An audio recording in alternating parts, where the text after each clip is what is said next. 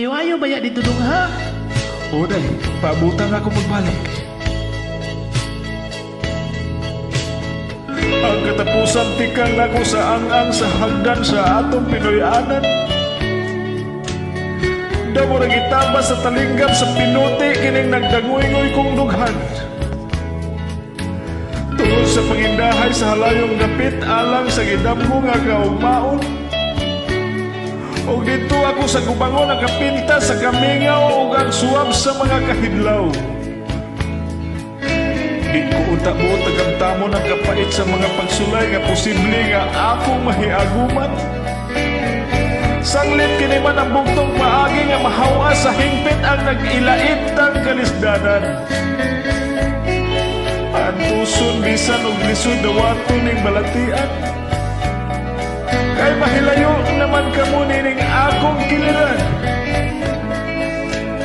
Apan ang hinagtok sa tagnaan adunay biglisyo sa kahayag timaan sa kalampusan.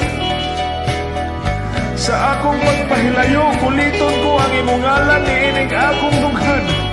Aron sa ingon dili o dili ko ikaw hikalimtan. Ang matagtikan sa mga gutlong naglabay adunay lama sa mga luha nga medagayday. Sa akong mga damgo kanunay mulutaw nagpangidlap mong panagway. O musabot pagtulo ang dagkong lusog sa mga naglugmaw kong mga luha. Kaya sa akong mga mata dili ka naman makita.